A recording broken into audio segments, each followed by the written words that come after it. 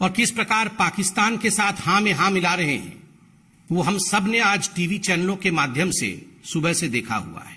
कोई नई बात नहीं है। ये वही दिग्विजय सिंह है जिन्होंने पुलवामा हमले को एक दुर्घटना मात्र बता दिया था। आतंकवादी घटना बताने से भी वो कतरा रहे थे। ये वही दिग्विजय सिंह है जिन्होंने कहा था 26/11 तो आरएसएस की साजिश है, और किस प्रकार से उस समय पाकिस्तान को क्लीन चिट देने का प्रयास किया था।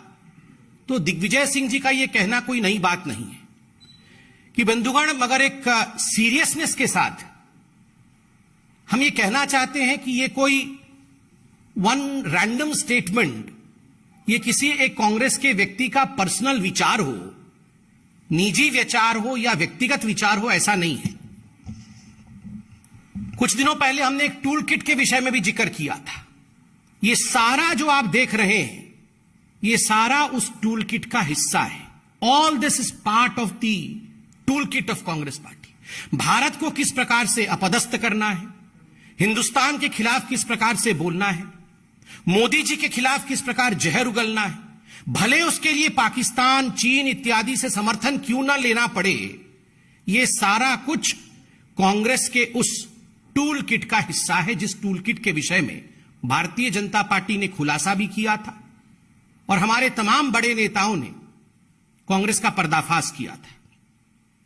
बंधुगण, इस क्लब हाउस में हम देखते हैं कि पाकिस्तान का एक पत्रकार, पाकिस्तान का एक जर्नलिस्ट किस प्रकार से मोदी जी के हटने के बाद भारत की सत्ता क्या होगा, भारत के सत्ता का पॉलिसी कैसा होगा, कश्मीर पॉलिसी कैसा होगा, इस पर सवाल पूछता है। आप खुद बताइए, आप में से यदि कोई उसमें मौजूद होता, आपसे यह सवाल पूछा जाता, तो स्वाभाविक है हम में से कोई भी व्यक्ति उस पत्रकार को कहता, अरे भाई, पत्रकारिता तो ठीक है, हमारे यहां सरकार कब परिवर्तित होगी, कैसे परिवर्तित होगी, इसमें आपको नाक घुसाने की आवश्यकता क्या है, इस विषय में आपको व्यक्तिगत रूप से इंटरफियर करने की आवश्यकता क्या है, आप तो पाकिस्तानी हैं। मगर नहीं, दिग्विजय सिंह जी ने धन्यवाद देते हैं, थैंक यू, थैंक यू कहने के बाद दिग्विजय सिंह जी ओब्लाइज करते हैं और उत्तर देते हैं कि अगर मोदी जी हट जाते हैं सत्ता से, तो जो कश्मीर पॉलिसी होगी उसके अंतर्गत कांग्रेस की जो सरकार आएगी वो आर्टिकल 370 को फिर से रिवोक कर देगी, अर्थात आर्टिकल 370 को, 370 को जम्मू कश्मीर में पुनः स्थापित करेगी। आप सोचिए जरा, ये दो चीजें दर्शाता है। एक तो कांग्रेस का पाकिस्तान के साथ सांठगांठ, कांग्रेस का पाकिस्तान के साथ खड़ा होना, दोनों के विचार एक जैसे हैं, कांग्रेस और पाकिस्तान के विचार एक जैसे हैं। और दूसरा, आज कश्मीर में जिस प्रकार की शांति का वातावरण है, वहां जिस प्रकार से महिलाओं के अधिकार को लेकर कश्मीर आगे बढ़ा है, बच्चों की शिक्षा का अधिकार आगे बढ़ा है, ऐसे कई सौ हिंदुस्तान के लॉ है, कानून है, जो हिंदुस्तान में लागू होते थे और जम्मू कश्मीर में लागू नहीं होते थे, आज वो वहां लागू हो रहे हैं, वहां के लोगों का जीवन सुचारू रूप से आगे बढ़ रहा है। उसके खिलाफ भी कांग्रेस एक वातावरण तैयार करना चाहती है। बंधुगण, एक पैटर्न है, आप अगर डॉट्स को ज्वाइन करेंगे तो आप देखेंगे आज जो दिग्विजय सिंह जी ने कहा है, मुझे तो पूरा शक है कि यह पूरा का पूरा स्टेज मैनेज था। उस पत्रकार को दिग्विजय सिंह या कांग्रेस पार्टी के किसी बड़े नेता ने ही कहा होगा कि यह सवाल आप पूछना, ऐसा नहीं है कि उसने कोई रैंडम सवाल पूछ लिया, यह सब स्टेज मैनेज होता है, यह टूल किट का हिस्सा है। कहा गया होगा यह सवाल पूछना और उसके बाद बताया गया होगा, क्योंकि एक बहुत बड़ा पैटर्न है। मैं एक एक करके वो पैटर्न आपको गिनाता हूं। आर्टिकल 370 पे डिस्कस कर रहे हैं मित्रों, आपको याद होगा, और मैं तो चैनलों से ये रिक्वेस्ट करूंगा, आप चतुर्थ स्तंभ हैं, आप उस बाइट को जरूर दिखाइएगा जब पार्लियामेंट में आदरणीय गृह मंत्री अमित शाह जी खड़े होकर आर्टिकल 370 के विषय में अपना वक्तव्य आरंभ ही करने वाले थे। तभी जो लीडर ऑफ अपोजिशन है कांग्रेस पार्टी की ओर से, अधीर रंजन चौधरी, वो तुरंत खड़े हो जाते हैं, तत्क्षणात खड़े हो जाते हैं और खड़े होकर कहते हैं, नहीं नहीं नहीं नहीं, ये चर्चा हम कैसे कर सकते हैं, ये तो बायलैटरल इशू है, ये आर्टिकल 370 तो द्विपक्षीय इशू है, इसमें भारत कैसे अपने आप डिस्कशन कर सकती है बिना पाकिस्तान के कंसेंट के। तो ये तो हिंदुस्तान के पार्लियामेंट के पटल पे किस प्रकार से कांग्रेस पार्टी का पर्दाफाश हुआ था, ये पूरे हिंदुस्तान ने देखा था। और तो और अधीर रंजन चौधरी जी के पीछे स्वयं श्रीमती सोनिया गांधी जी मौजूद थी और ये सब कुछ सोनिया गांधी जी के उकसाने पर अधीर रंजन चौधरी ने कहा था कि how can article 370 be discussed unilaterally by the Indian parliament, it is a bilateral issue. यह पैटर्न उससे पहले से शुरू हुआ। जब आप याद करिए, मणिशंकर अय्यर जाते हैं पाकिस्तान और वहां एक साक्षात्कार में, एक टीवी इंटरव्यू में कहते हैं मोदी को हटाना होगा, मोदी को हटाना होगा और हमें लाना होगा। ये मोदी को हटाना होगा और कांग्रेस को लाना होगा, ये गुहार कोई आज से नहीं, जब से मोदी जी हिंदुस्तान के प्रधानमंत्री बने हैं तब से ये गुहार कांग्रेसी नेता, कांग्रेस के दिग्गज नेता पाकिस्तान से लगा रहे हैं। और आप सिमिलैरिटी देखिए, 2014 के आसपास जब मणिशंकर अय्यर कह रहे थे मोदी को हटाना होगा, पाकिस्तान का वो एंकर था, वो डर गया, वो बोलता हम कैसे हटाएंगे जी। मतलब वो सोचा कि ये किस प्रकार का डिस्कशन हो रहा है, मगर मणिशंकर अय्यर अड़े रहे मोदी को हटाना होगा, आपकी मदद से हटाना होगा। और कल जो क्लब हाउस में हुआ है उसमें भी मोदी को हटाना होगा, मोदी के हटने के बाद का भारत कैसे होगा, ये चिंता पाकिस्तानियों और कांग्रेसियों के बीच में चल रही। बंधुगण, ये वही मणिशंकर अय्यर भी हैं। आप याद करिए, हम जम्मू कश्मीर के विषय में बात कर रहे हैं, विगत अगस्त के महीने में ये वही मणिशंकर अय्यर है जिसने कश्मीर और जम्मू को कंपेयर किया था फिलिस्तीन के साथ, कि हिंदुस्तान ने जम्मू कश्मीर को फिलिस्तीन बना दिया है। ये किस प्रकार का संदेश पूरे विश्व में भेजते हैं। और इन सबके सरगना, चाहे वो दिग्विजय सिंह हो, चाहे वो मणिशंकर अय्यर हो, ये सबके सरगना है आदरणीय राहुल गांधी जी।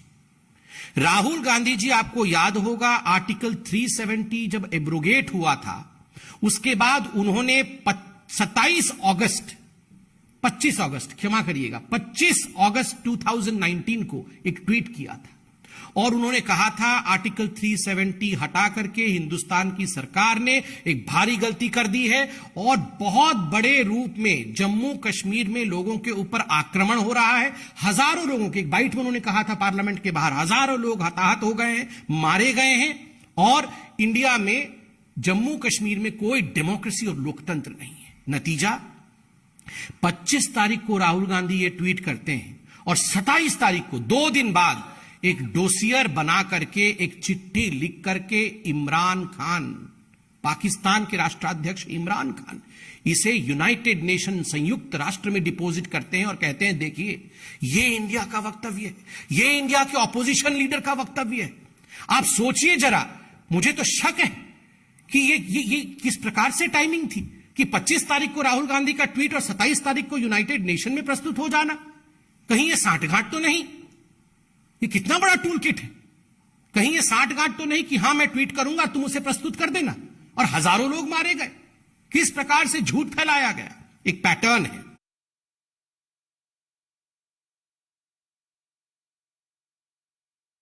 जज्बा दिखाया था और एयर स्ट्राइक और सर्जिकल स्ट्राइक किया था। उस समय सर्जिकल स्ट्राइक को फर्जिकल बताने का काम और उसे खून की दलाली बताने का काम किया था। ये वही राहुल गांधी है। और राहुल जी, मैं तो सवाल आप ही से पूछूंगा, आपके पुराने ट्वीट्स निकाल के लाया हूं। ये एक ट्वीट है 13 तारीख का, 13 फरवरी 2020 का।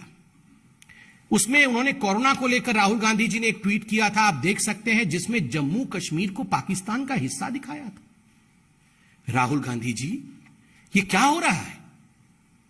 दिग्विजय सिंह जी आज पाकिस्तान के साथ खड़े हैं, मणिशंकर अय्यर खड़े हैं, आप ऐसा एक नक्शा भारत का ट्वीट करते हैं जिसमें जम्मू कश्मीर जो है वो पाकिस्तान का हिस्सा है। ये क्या रहा है? देखिए, उसी पैटर्न के अंतर्गत शशि थरूर, आपको याद होगा, हिंदू पाकिस्तान में कोरोना का मैनेजमेंट इतना बढ़िया हो गया कि शशि थरूर जी को जलन हो रही थी, वो भी फर्स्ट वेव में। उन्होंने 18 अक्टूबर 2020 को पाकिस्तान को संबोधित करते हुए, ऐसे ही एक क्लब हाउस, उस समय क्लब हाउस नहीं खुला था, उस समय कुछ वेबसाइट, वेब चैट वगैरह था, उस वेब चैट में कह रहे थे कि मुझे तो जलन हो रही है, पाकिस्तान कितनी खूबसूरती के साथ कोरोना का मैनेजमेंट कर रहा है।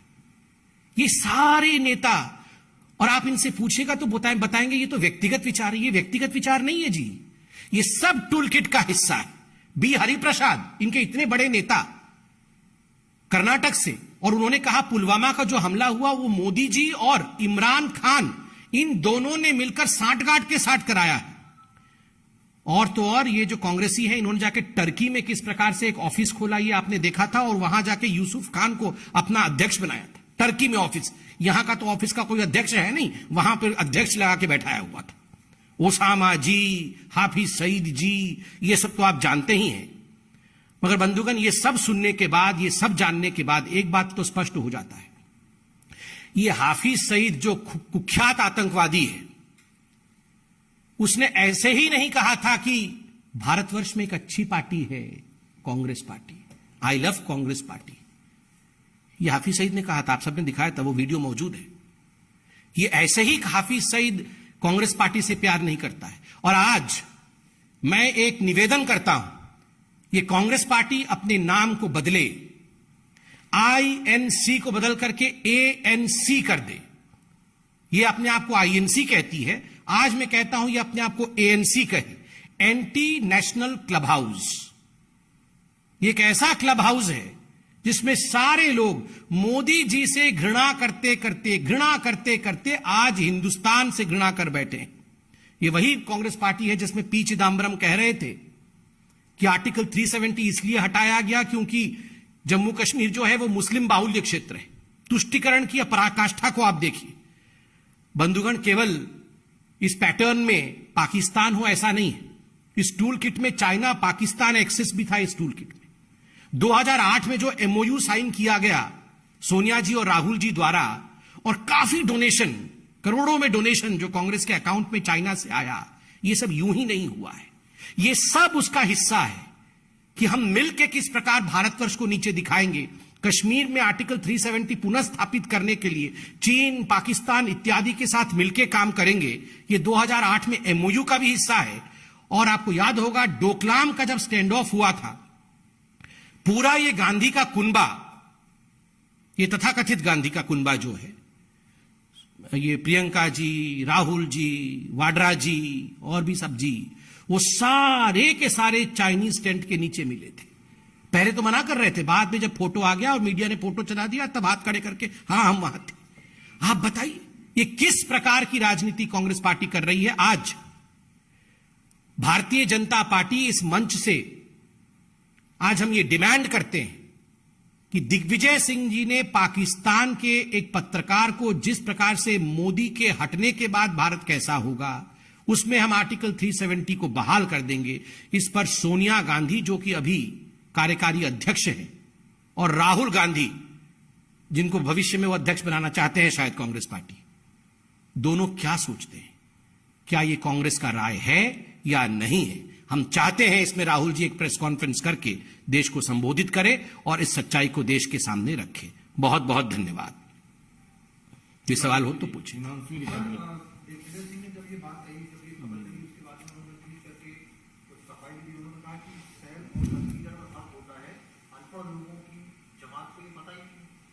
ये क्या शैल कंसिडर, क्या अंग्रेजी, वो अंग्रेजी के मास्टर बने हुए हैं।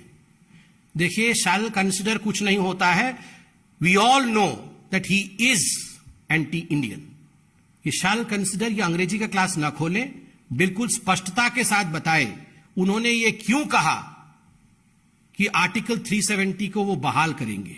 उन्होंने एक पाकिस्तानी जर्नलिस्ट को, जब उस जर्नलिस्ट ने कहा कि मोदी के हटने के बाद, उनको वहीं रोकना चाहिए था कि आप कौन है, मोदी के हटने के बाद हम क्या करेंगे, ये तो डेमोक्रेटिक कंट्री है, हम डेमोक्रेटिक तरीके से काम करते हैं। तो ये शाल और कंसिडर इस प्रकार की अगर अंग्रेजी का विषय है तो वो शशि थरूर जी को बताएं, हमें ना बताएं। और कोई question? Arvind Kejriwal corona management को लेकर उन्होंने बयान दिया, कहा है कि काफी दिक्कत थी उस वक्त और अभी तैयारी पूरी कर रहे हैं।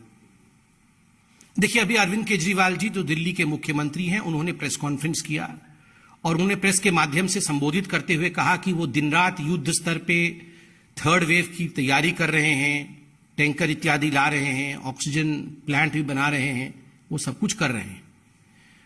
मगर हम तो इसमें राजनीति नहीं करना चाहते हैं और ना ही इस विषय को लेकर हम लोग रोज टीवी पे आते हैं। मगर चूंकि आपने सवाल पूछा है, अरविंद जी अगर यही तैयारी सेकेंड वेव से पहले कर लेते तो कितना बढ़िया होता। सेकेंड वेव ही नहीं होता। सेकेंड वेव से पहले वो केवल एडवर्टाइजमेंट करते थे और हर दिन टीवी ऑन करिए तो सुबह दोपहर शाम हमेशा टीवी पे दिखते थे। 1000 करोड़ रुपए उन्होंने टीवी के एडवर्टाइजमेंट पे खर्चा किया। हम तो बहुत सम्मान के साथ, क्योंकि हम राजनीति में विश्वास नहीं रखते हैं, टकराव में बिल्कुल विश्वास नहीं रखते, हम तो चाहते हैं कि यही 1000 करोड़ रुपए अगर उन्होंने खर्च किया होता तो ऑक्सीजन डिलीवरी भी होती घर घर पे और फल फ्रूट भी घर घर पहुंच जाते लोगों के, सब लोग स्वस्थ होते।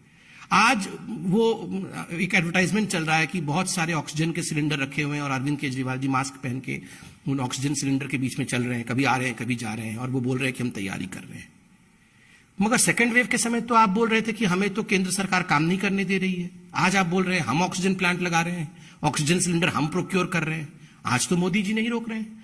मोदी जी ने फरवरी के महीने में ही दिल्ली सरकार को कोरोना के सेकेंड वेव के लिए चेता दिया था, पूरी तरह से चेता दिया था, लिखित में चेताया था। मगर मुझे दुख के साथ कहना पड़ रहा है, क्योंकि हम राजनीति नहीं करना चाहते हैं, कि अरविंद केजरीवाल जी एडवर्टाइजमेंट करने में व्यस्त रहे, वो सेकेंड वेव की तैयारी वो कर नहीं पाए। अब कहीं ना कहीं उनके मन में एक ग्लानि है, तो ये थर्ड वेव आएगा उसकी तैयारी कर रहे हैं, उसकी अब वो एडवर्टाइजमेंट कर रहे हैं। थर्ड वेव ना आए, हम सभी तैयार रहें, ये हम चाहते हैं। बहुत धन्यवाद।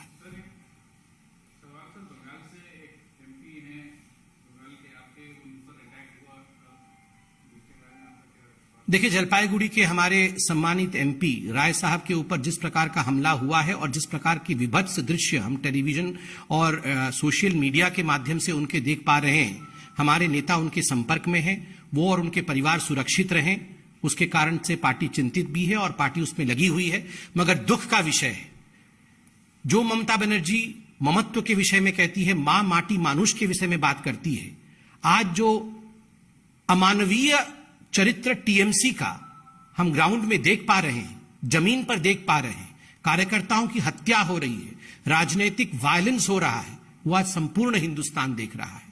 बंगाल की जनता और हिंदुस्तान की जनता इसे क्षमा नहीं करेगी। हिंदुस्तान में किसी प्रकार के राजनीतिक हिंसा के लिए कोई स्थान नहीं है। धन्यवाद। उनके मन से कल कहा गया कोई भाजपा नहीं रहेगा। हाँ, उनके मन से भी बिल्कुल सही कह रहे हैं संजय जी। कल जब हम सब ने ममता बनर्जी जी को टीवी पे देखा, उन्होंने खुद ही कहा था कि आगे ऐसा समय आएगा कि कोई भाजपा रहेगा नहीं बंगाल में। तो वो तो चुनाव से पहले भी धमकी दे रही थी कि जिस दिन मेरा समय आएगा मैं तो छोड़ने वाली हूं नहीं, और आज फिर से कह रही हैं कि भाजपा रहेगा नहीं, मैं रहने दूंगी नहीं। बस हाथ जोड़ के इतना निवेदन है कि यह देश शांतिप्रिय देश है, इसमें लोगों की हत्या करना, आप सोचिए अगर सांसद के ऊपर इस प्रकार का हमला हो रहा है तो आम कार्यकर्ताओं के ऊपर जिस प्रकार की हमलाएं हो रही होंगी वो आप सोच सकते हैं। एक गवर्नर तक को छोड़ा नहीं जा रहा है, सांसद को छोड़ा नहीं जा रहा है, तो लोगों के ऊपर क्या हो रहा होगा। बहुत बहुत धन्यवाद। जी हिमांशु जी।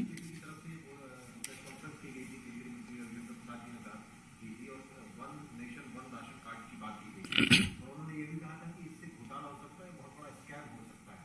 दिल्ली सरकार ने उसको लागू नहीं किया है, one nation one ration card, क्या कहेंगे?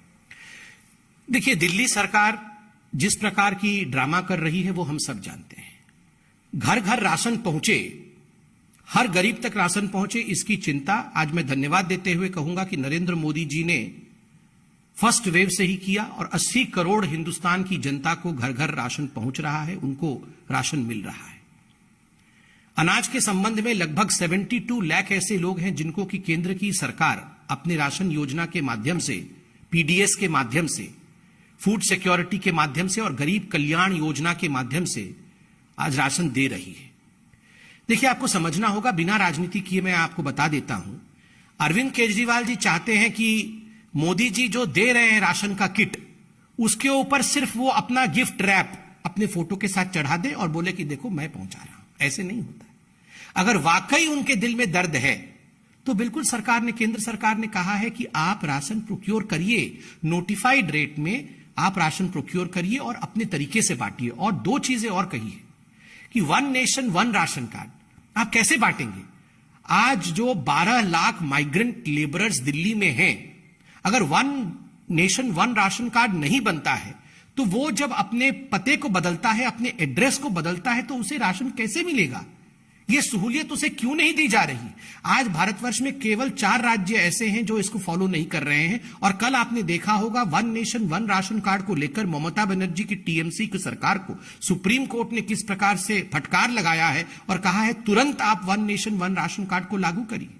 तो आप one nation one ration card लागू नहीं करते हैं, आप electronic point on sale machine, PEPOS machine आपने चालू नहीं किया हुआ है। आप किसको डिलीवर करना चाहते हैं, किसको जाके राशन देना चाहते हैं? आप कहीं ना कहीं अपने लोगों को, जो आम आदमी पार्टी के कार्यकर्ता हैं, उनको डिस्ट्रीब्यूटर के रूप में आप सिस्टम में डालना चाहते हैं। आप चाहते हैं कि ये जो आपके कार्यकर्ता हैं वो बेनिफिटेड हो जाएं, उनको फायदा हो और उनको कुछ पैसा कमाने का मौका मिले। आप कहीं ना कहीं एक बिचौलिया पैदा कर रहे हैं और ये बिचौलिया सिस्टम कभी भी ठीक नहीं होता है। बहुत बहुत धन्यवाद।